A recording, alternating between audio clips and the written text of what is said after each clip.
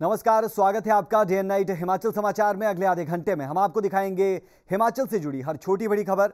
शुरुआत सुर्खियों के साथ हिमाचल बुलेटिन की शुरुआत करते हैं कल होने वाली मोदी की रैली की खबर के साथ। सुजानपुर में कल भाजपा के प्रधानमंत्री पद के उम्मीदवार नरेंद्र मोदी रैली करने जा रहे हैं। इस रैली को सफल बनाने के भाजपा जोर पकड़ रखी है और जोरों पर है। भाजपा का दावा है कि इस रैली में 2 लाख से ज्यादा लोग आएंगे। हालांकि राज्य का खराब मौसम रैली की भीड़ पर असर डाल सकता है।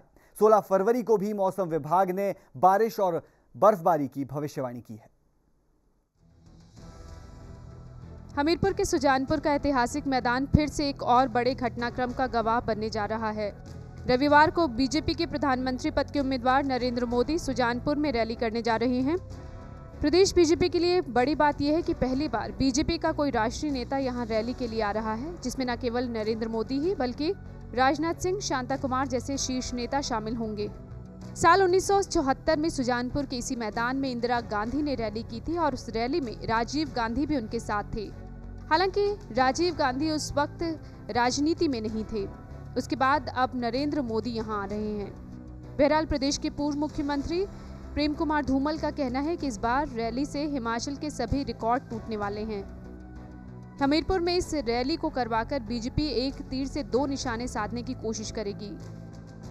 2.5 से 3 लाख लोग यहाँ आएंगे सुजानपुर ग्राउंड में, और यहाँ के जो लोग हैं, यहाँ की जो जनता है वो मोदी को चाहती है और मोदी को प्रधानमंत्री देखना चाहते हैं। यहाँ जो हिमाचल के जो निवासी हैं वो यही चाहते हैं कि सरकार का बदलाव हो, और यहाँ की जनता भी यही चाहती है कि अनुराग ठाकुर जो है वो यदि मोदी जी यहाँ के पीएम बनते हैं तो उनको अच्छा जो है कोई मंत्री पद मिलेगा।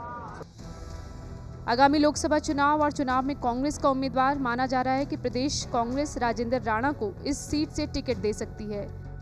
बात कर रहे हैं जिनका घर और उनकी सीट भी सुजानपुर ही है, और इसे इत्तेफाक कहे या कुछ और कि मोदी की रैली भी सुजानपुर में ही हो रही है। इस समय बीजेपी के खाते में प्रदेश की 3 लोकसभा सीटें हैं और ये सारा शक्ति परीक्षण सीटों को बढ़ाकर 3 से 4 करने के लिए ही हो रहा है। ऐसे में हिमाचल के हितों को लेकर, महंगाई को लेकर और भ्रष्टाचार को कम करने को लेकर मोदी क्या कहने वाले हैं, ये ज्यादा अहम रहेगा। Bureau report, day and night news. जी हाँ, कल मोदी क्या कहेंगे ये बहुत अहम रहेगा, लेकिन उसके साथ साथ इस पूरी रैली पर बारिश खलल डाल सकती है। हमीरपुर के सुजानपुर में मोदी की रैली के लिए सुरक्षा के व्यापक इंतजाम किए गए हैं। 2 लाख से ज्यादा की भीड़ जुटने के मद्देनजर सुजानपुर में 1000 सुरक्षा कर्मी तैनात किए गए हैं। मंडी के आईजीपी PL ठाकुर खुद सुरक्षा इंतजामों पर नजर रखे हुए हैं। इस बीच गुजरात पुलिस की एक टीम भी रैली स्थल पर पहुंचकर जायजा ले रही है सुरक्षा इंतजामों का। गुजरात पुलिस के एक IGP और 13 IPS अधिकारियों की एक टीम ने सुजानपुर का दौरा किया और यहां की तैयारियों का मुआयना भी किया।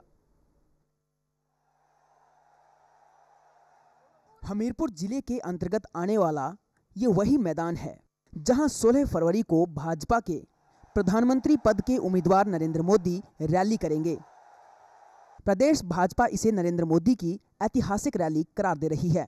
प्रदेश में भाजपा की मंशा इस रैली के जरिए दोहरा हित साधने की भी है। एक और जहां वो जनता को देश के भावी प्रधानमंत्री की करिश्माई छवि दिखाना चाहती है, तो वहीं निकट भविष्य में लोकसभा के चुनावों को लेकर सभी नेताओं को एकजुट कर एक मंच करने का भी विचार है। हिमाचल प्रदेश में एक ऐतिहासिक रैली जो है 16 फरवरी को हमारे नरेंद्र भाई मोदी जी जो प्रधानमंत्री पद के हमारे उम्मीदवार हैं, उनकी महारैली एक हिमाचल प्रदेश में सुजानपुर, हमीरपुर जिला के सुजानपुर में आयोजित की जा रही है। जहाँ तक तैयारियों का इसमें प्रश्न है, तैयारियाँ बिल्कुल अलग अलग समितियों का गठन कर दिया गया है और हर समिति जो है वो अपना काम कर रही है। गुजरात से जितने लोग हर रैलियों में जा रहे हैं, जहाँ जहाँ नरेंद्र भाई मोदी जी की रैलियाँ हो रही हैं, जितने लोग वहाँ जा रहे हैं उतने लोग यहाँ आ रहे हैं। कोई ज़्यादा फालतू नहीं है। प्रदेश प्रशासन जो है यहाँ, जिला प्रशासन, उन्होंने यहाँ सिक्योरिटी मुहैया करवाई हुई है और उसी के अंतर्गत वो काम कर रहे हैं। मोदी की रैली में किसी प्रकार की कोई चूक न हो, इसके लिए तैयारियां भी करीब करीब मुकम्मल कर ली गई हैं। खुद पूर्व मुख्यमंत्री प्रेम कुमार धूमल ने रैली की बागडोर अपने हाथों में ले रखी है। वहीं सुरक्षा व्यवस्था का जिम्मा 1 EG, 2 पुलिस अधीक्षक, 18 उप पुलिस अधीक्षक और 1000 पुलिस जवानों के कांधों पर रहेगा, ताकि किसी भी प्रकार की कोई चूक न रह जाए। रैली में भाजपा के कई दिग्गजों के यहां पहुंचने की भी उम्मीद है। भाजपा अध्यक्ष राजनाथ सिंह समेत प्रदेश स्तर के सभी भाजपा दिग्गजों के यहां पहुंचने की बात कही गई है। यहां पार्किंग व्यवस्था से लेकर लोगों के खाने पीने तक के लिए विशेष इंतजाम किए गए हैं। इतना ही नहीं, सुरक्षा का जायजा लेने के लिए गुजरात के एक वरिष्ठ पुलिस अधिकारी की अगुवाई में कई जवानों ने रैली स्थल का दौरा कर इंतजामों को पुख्ता किया। सुजानपुर से नवनीत बत्ता के साथ Vichitra Sharma, day and night news. जी हाँ, कल सुजानपुर में मोदी की रैली होने वाली है और भाजपाइयों की माने तो वो इसे एक ऐतिहासिक रैली करार दे रहे हैं। इस खबर पर ज्यादा जानकारी के लिए बात करते हैं हमारे संवाददाता नवनीत बत्ता से। नवनीत, जानना चाहेंगे आपसे कि सुरक्षा के पुख्ता इंतजाम और हर पहलू पर खास ध्यान दिया जा रहा है, लेकिन अगर कल बारिश हुई तो क्या उससे बचने के लिए कोई इंतजाम किए गए हैं? और उसके साथ साथ जिस तरह से इस रैली को ऐतिहासिक कहा जा रहा है, कह सकते हैं कि एक तरफ वीरभद्र रैली करने वाले हैं तो दूसरी तरफ नरेंद्र मोदी की रैली होगी, कहीं ना कहीं टक्कर देने के लिए जरूर रैली करते दिखे। और उसके साथ साथ इस रैली पर जानना चाहेंगे आपसे, क्या मायने इस रैली के?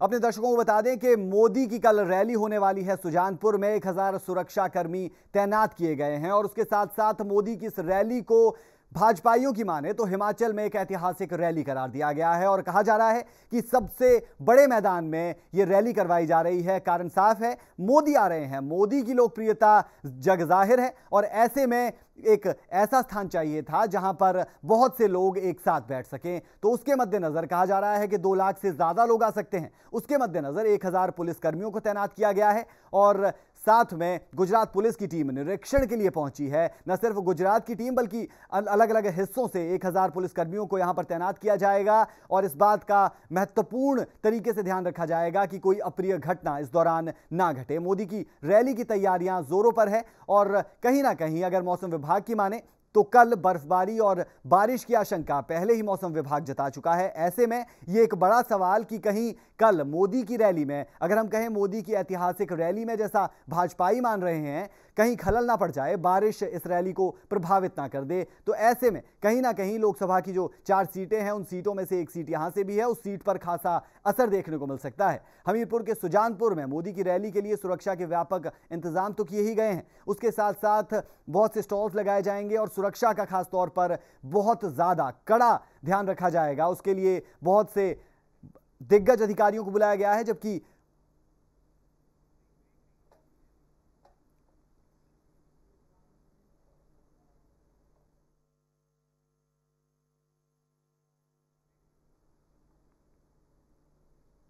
जी हां, हमीरपुर के सुजानपुर में कल मोदी की ऐतिहासिक रैली होगी, ये कहना है भाजपा के कार्यकर्ताओं का। मुख्यमंत्री वीरभद्र सिंह की जो हमीरपुर लोकसभा क्षेत्र में रैली करने जा रहे हैं। वीरभद्र सिंह की रैली ऊना के दुड़ेल में आयोजित की जाएगी। गौरतलब है कि वीरभद्र सिंह सुजानपुर के विधायक राजेंद्र राणा को हमीरपुर संसदीय क्षेत्र से टिकट देने की कवायद कर रहे हैं।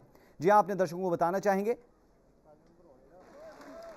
कि हिमाचल प्रदेश के मुख्यमंत्री वीरभद्र सिंह भी कल हमीरपुर लोकसभा क्षेत्र में रैली करने जा रहे हैं। वीरभद्र सिंह की रैली ऊना के दुड़ेल में आयोजित की जाएगी। गौरतलब है कि वीरभद्र सिंह सुजानपुर के विधायक राजेंद्र राणा को हमीरपुर संसदीय क्षेत्र से टिकट देने की वकालत कर रहे हैं और अगर दिग्गजों की माने तो ये कहा जा रहा है कि राजेंद्र राणा के नाम पर मोहर लगभग लग चुकी है और ऊना में वीरभद्र भी रैली करेंगे। राणा के नाम पर लगेगी मोहर, ये एक बड़ा सवाल, लेकिन अगर सूत्रों की माने तो ये कहा जा रहा है कि राजेंद्र राणा के नाम पर मुहर लग चुकी है और ऐसे में संसदीय सीट पर 2 रैलियां देखने को मिल रही है। जी हां, जहां एक तरफ प्रधानमंत्री पद के उम्मीदवार, भाजपा के प्रधानमंत्री पद के उम्मीदवार नरेंद्र मोदी सुजानपुर में रैली करेंगे तो दूसरी तरफ देखा जाएगा कि दुड़ेल में वीरभद्र सिंह रैली करते नजर आएंगे। अब देखने लायक बात यह रहेगी कि एक ब्लॉक लेवल की रैली होगी और दूसरी तरफ व्यापक तरीके से इस रैली को किया जा रहा है, जो नरेंद्र मोदी जहां पर पहुंचेंगे और इस रैली में शिरकत करेंगे। तो ऐसे में भाजपा के बड़े बड़े दिग्गज यहां पहुंचेंगे,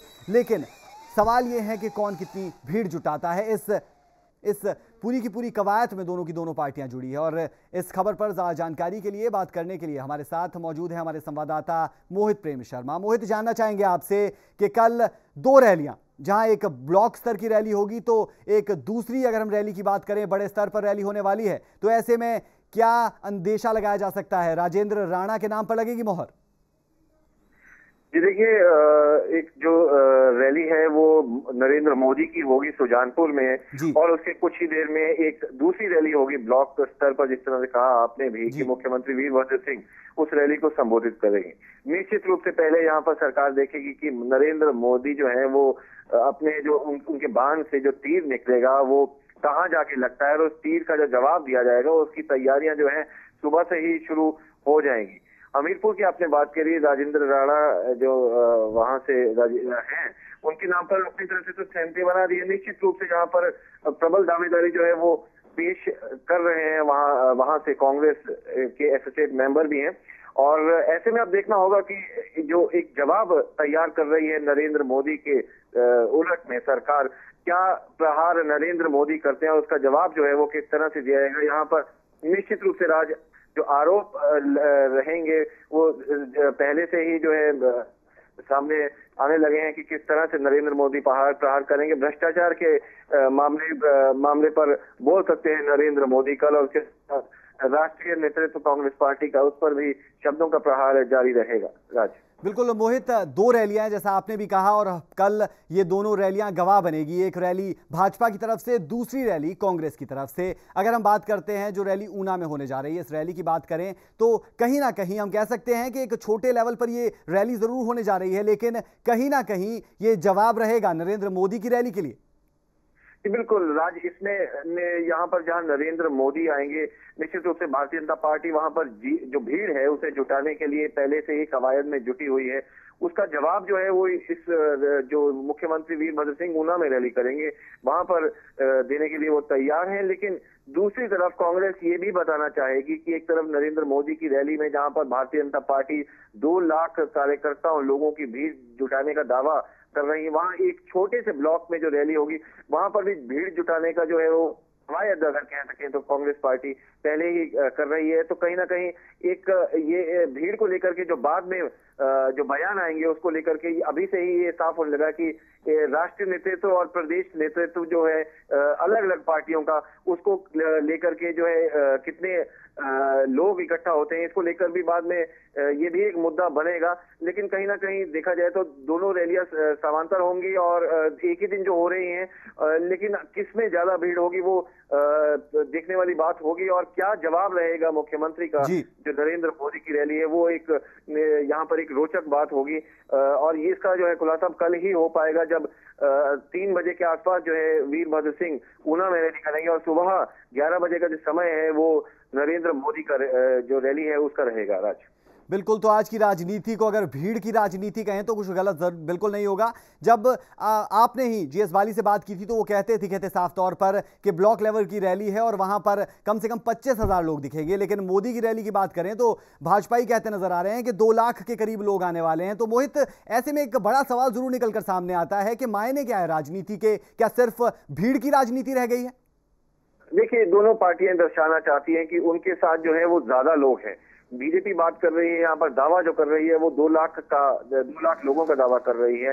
कांग्रेस पार्टी एक ब्लॉक में 25,000 लोगों का दावा कर रही है। दोनों पार्टियां जो हैं वो ये बताना चाहती हैं कि उनके साथ ज्यादा लोग हैं। एक राष्ट्रीय कद का नेता एक रैली करता है, वहां पर लाखों की तादाद में लोग इकट्ठा होंगे, और दूसरी तरफ मुख्यमंत्री एक रैली करते हैं तो एक ही ब्लॉक से हजारों लोग जो है उसमें सम्मिलित होंगे। दोनों जो है वो दावा कर रहे हैं। फिलहाल निश्चित रूप से ठीक कहा आपने राज की जो भीड़ का आंकड़ा है उसको लेकर के राजनीति शुरू हुई है, चुनावी माहौल जो है शुरू किया गया है। दोनों ही पार्टियां ये बताना चाहती हैं कि ज्यादा से ज्यादा लोग जो है वो उनके साथ है, चाहे भारतीय जनता पार्टी हो या फिर कांग्रेस पार्टी। आज बिल्कुल मोहित, एक आखिरी सवाल आपसे करना चाहूंगा, इन दोनों रैलियों के क्या मायने लोकसभा सीट के लिहाज से, क्योंकि लोकसभा चुनाव दस्तक दे रहे हैं दरवाजे पर, तो ऐसे में दोनों रैलियां और हमीरपुर में दोनों रैलियां, लोकसभा चुनावों के क्या मायने, इस सीट के क्या मायने?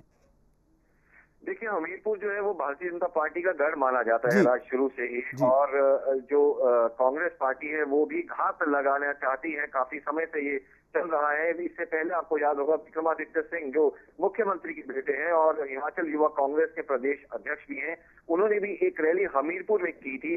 तो एक जवाब जो है वो कांग्रेस पार्टी यहाँ पर देना चाहती है कि उनके जो बीजेपी का गढ़ है हमीरपुर, वहां पर कांग्रेस जो है अब दाखिल हो चुकी है और कांग्रेस का कद जो है वो वहां पर बढ़ रहा है। इस तरह का जो इशारा है कांग्रेस पार्टी अभी से ही चुनावी जो माहौल है उसकी शुरुआत जो हो चुकी है उसके माध्यम से कर रही है। और यहाँ पर जिस तरह से चुनावी दिन शुरू हो गए, आगाज शुरू हो गया, दोनों राजनीतिक दल जो है उनकी रैलियों का जो एक ही है कि पहले ये बताना जो आगाज हुआ है इसका कि ज्यादा लोग जो है वो किसके साथ है, चाहे भारतीय जनता पार्टी चाहे कांग्रेस, दोनों बताना चाहती है। अगर बीजेपी ये कहेगी कि लाखों लोग जो है इस दौरान नरेंद्र मोदी की रैली में इकट्ठे हुए हैं, तो वहीं कांग्रेस पार्टी इस दौरान खुद को नीचे नहीं दिखाना चाहती, इसीलिए उसी दिन एक रैली जो है वो ऊना में की जा रही है और वहां पर इसका जवाब जो है वो देने के लिए तैयार दिख रही कांग्रेस पार्टी की। अगर नरेंद्र मोदी की रैली में इतने लोग थे तो हमारी रैली में ब्लॉक स्तर पर जो है कांग्रेस पार्टी की वो कम नहीं थे। तो कुल मिलाकर अगर देखा जाए तो अब जो है जो एक कह सकते हैं कि शब्दों का प्रहार जो है उससे बात थोड़ी आगे और बढ़ चुकी है राज, और एक प्रैक्टिकल तरीके से जो है दोनों पार्टियां जुट चुके हैं चुनावी जी मोहित जी, ताकत दिखाने के लिए। राज बिल्कुल मोहित, तमाम जानकारी के लिए बहुत बहुत शुक्रिया। तो हमीरपुर को लेकर राजनीति तेज हो चुकी है, इसमें कोई दो राय नहीं, और जब ये दोनों रैलियां होंगी तो कल ये बात सामने आएगी कि कौन हुआ भीड़ जुटाने में कामयाब। जहां इन दिनों भीड़ की राजनीति बहुत देखने को मिल रही है, जहां ज्यादा भीड़ कहा भी उसे ही जाता है कि सीट उसकी होने वाली है, जीत उसकी होने वाली है। तो ऐसे में कल ये दोनों रैलियां होने वाली है, ऐसे में कौन सी पार्टी ज्यादा भीड़ जुटाएगी, एक ब्लॉक स्तर की रैली तो दूसरी राष्ट्र स्तर की रैली, कौन सी पार्टी इन रैलियों में मोर्चा मारेगी, ये देखने लायक रहेगा। रुकते ब्रेक से पहले हमने बात की सियासत की। हिमाचल में पारा शून्य से नीचे है, यानी सर्दी है, लेकिन राजनीति में गर्माहट बराबर बनी हुई है। चलिए रुक करते हैं कुछ ऐसी खबरों की ओर जो बर्फबारी और सर्दी से जुड़ी हुई है। हिमाचल प्रदेश में भारी बारिश और बर्फबारी से ठंड ने एक बार फिर से लोगों का जीना मुश्किल कर रखा है। शिमला और किन्नौर जिले में हुई भारी बर्फबारी की वजह से कई इलाकों का संपर्क बाकी हिस्सों से कट चुका है। कई जगहों पर सड़क मार्ग भी बंद है। शिमला के बारे में हिंदुस्तान तिब्बत राष्ट्रीय राजमार्ग भी बंद है। कारण साफ है, कुफरी, फागू और नारकंडा में भारी बर्फबारी हुई। वहीं रामपुर के लिए भी यातायात सेवाएं ठप हो चुकी है। रामपुर और किन्नौर के निचले इलाकों के लिए धामी, वसंतपुर, किंगल के रास्ते यातायात डायवर्ट किया गया है। वहीं चौपाल, रोहड़ू, नेरवा के लिए भी सड़क मार्ग बंद करना पड़ा है। फागू के अलावा खड़ा पत्थर में भी भारी बर्फबारी हुई है। बिजली की समस्या से भी स्थानीय लोगों को दो चार होना पड़ रहा है। शिमला में भी 15 सेंटीमीटर बर्फबारी हुई है। वहीं मनाली में 40 सेंटीमीटर बर्फ गिरी है। ये बर्फबारी रुक रुक कर जारी है। किन्नौर के मूरंग, चिटकुल, कल्पा और बाकी ऊपरी इलाकों में 120 सेंटीमीटर से लेकर 150 सेंटीमीटर तक बर्फ गिरी है। वहीं नारकंडा, खड़ा पत्थर, मालिंग और पूह में 50 सेंटीमीटर से 70 सेंटीमीटर तक बर्फबारी रिकॉर्ड की गई। आज भी कई जगहों पर भारी बारिश और बर्फबारी की भविष्यवाणी की गई है। दूसरी ओर पर्यटक बर्फबारी से बेहद खुश नजर आए।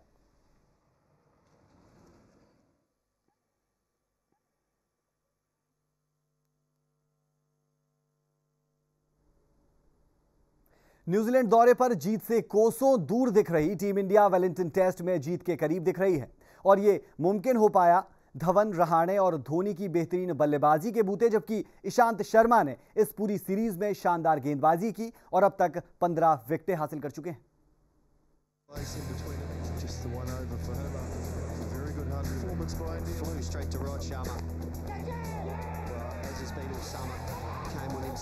न्यूजीलैंड में जीत का स्वाद चखने को बेकरार टीम इंडिया टेस्ट सीरीज के आखिरी मुकाबले में कुछ बदली नजर आ रही है।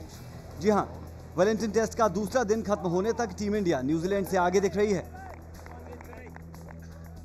जहां न्यूजीलैंड की पहली पारी 192 रन पर ही सिमट गई, तो भारतीय टीम ने 438 रन बनाए। इस दौरान रहाणे ने अपने टेस्ट करियर का पहला शतक जड़ा, जबकि धवन और धोनी ने अर्धशतक बनाकर टीम को मजबूती प्रदान की। टीम इंडिया को पहली पारी के आधार पर 246 रन की बढ़त हासिल हो चुकी है। दरअसल मेजबान न्यूजीलैंड ने दूसरी पारी में 1 विकेट के नुकसान पर 24 रन बनाए हैं। इन आंकड़ों के हिसाब से टीम इंडिया अभी भी न्यूजीलैंड से 222 रन आगे हैं। न्यूजीलैंड दौरे पर पहली बार ये लगने लगा है कि टीम इंडिया मैच जीत भी सकती है, और ये मुमकिन हो पाया है अपना 5वां टेस्ट मैच खेल रहे अजिंक्य रहाणे की बदौलत। रहाणे ने 158 गेंदों में 17 चौके और 1 छक्के की मदद से 118 रन बनाए। तो इससे पहले सलामी बल्लेबाज शिखर धवन ने 98 रन। शिखर धवन शतक जमाने से 2 रन से चूक गए। धवन ने अपनी पारी में 127 गेंदों का सामना करते हुए 14 चौके और 1 छक्का भी जड़ा। भारत ने आज 74.4 ओवर में 4.26 के औसत से 338 रन बनाए। न्यूजीलैंड के लिए टिम साउदी, ट्रेड बोल्ट और नील वैगनेर ने 3-3 विकेट झटके। मैच में अभी भी 3 दिन बाकी है, लिहाजा ऑकलैंड में पहला टेस्ट मैच 40 रन से हारने के बाद अब भारतीय टीम इस मैच को जीतकर श्रृंखला 1-1 से बराबर करना जरूर चाहेगी। Sports desk, day night news.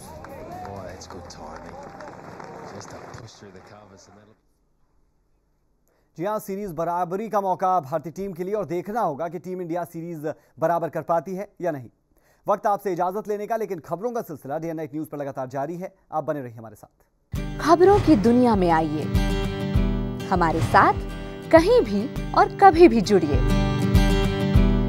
हम मिलेंगे फेसबुक पर, हम दिखेंगे यूट्यूब पर, हमें फॉलो कीजिए ट्विटर पर।